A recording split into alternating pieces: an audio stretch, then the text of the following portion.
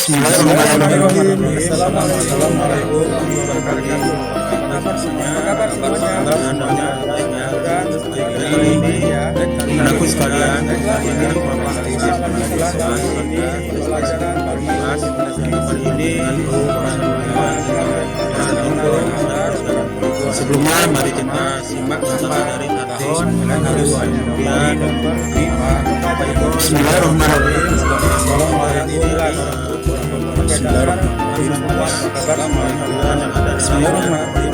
Kali ini Bismillahirrahmanirrahim.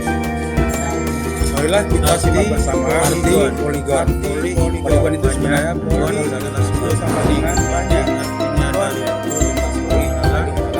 Marilah kita simak bersama dari arti poligon ada banyak sama dengan banyak. Marilah kita simak bersama arti poligon.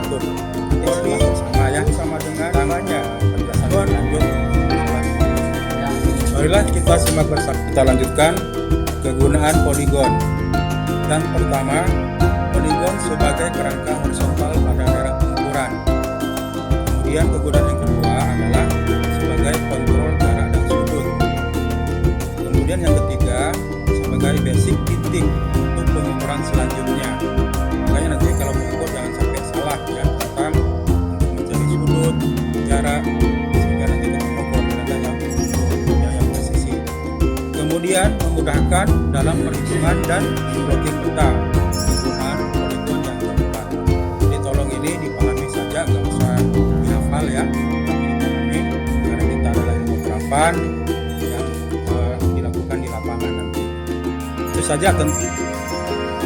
Berikutnya adalah syarat-syarat poligon itu sendiri. Apa saja syaratnya? Yang pertama ada jurusan awal yang kita kenal dengan azimut. Ya, itu syarat-syarat yang utama. Kemudian syarat kedua adalah ada koordinat awal. Ini bisa kita buat dengan GPS ya, atau kita menggunakan HP kita sendiri, yang mana ya banyak orang yang mungkin tidak tahu bahwa di HP kita itu ada GPS-nya. Kita bisa pergunakan dalam praktik nanti. Kemudian ketiga syarat poligon itu adalah semua sudut itu harus diukur ya, karena nanti akan menjadi sebuah gambar ya, yang gambar yang nampak pada gambar kalau sudah semua sudut dan koordinatnya pasti diketahui.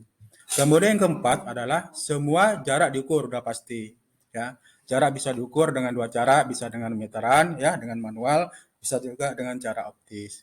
Untuk yang itu mungkin kalian pernah didapatkan di kelas 10 ya, di kelas 10 waktu itu. Nah, ini kelanjutannya ya. Syarat-syarat poligon tadi ada 4 itu, ada jurusan awal, azimut ya. Kemudian ada koordinat awal, ada semua sudut diukur, semua jarak diukur, pasti. Ini gambarannya.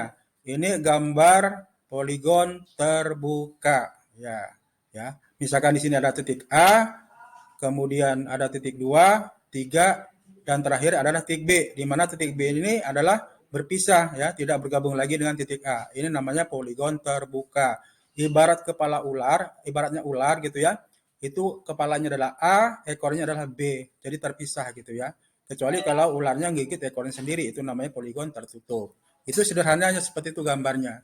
Kalau masalah teknis nanti bagaimana mencari azimut, mencari sudutnya ya, yang disebut dengan beta, sudut jurusan, segala macam, nanti kita atau Bapak berikan nanti di bagian yang lainnya. Nah, sekarang coba perhatikan macam-macam poligon ya, yang bisa dilihat oleh kalian semua. Yang pertama ada poligon terbuka, seperti Bapak sampaikan di awal ya. Poligon terbuka itu terdiri apa saja? Yang pertama ada yang tidak terikat ya, kemudian ada terikat pada koordinat, ada terikat sempurna. Itu apa maksudnya? Nanti Bapak jelaskan ya. Kemudian yang kedua dari macam-macam poligon itu adalah poligon tertutup, yaitu cara sudut luar, cara sudut dalam. Maksudnya begini, pengukuran ini bisa dilakukan dengan mencari sudut dalam atau mencari sudut luar. Baik, Bapak jelaskan. Untuk sudut luar itu rumusannya adalah N+2 kali 180. sebagai kontrol. Berarti di sini ada kata sigma, jumlah keseluruhan dari titik-titik sudut yang kita ambil. Yang kita ambil besar sudutnya di masing-masing patok atau titik.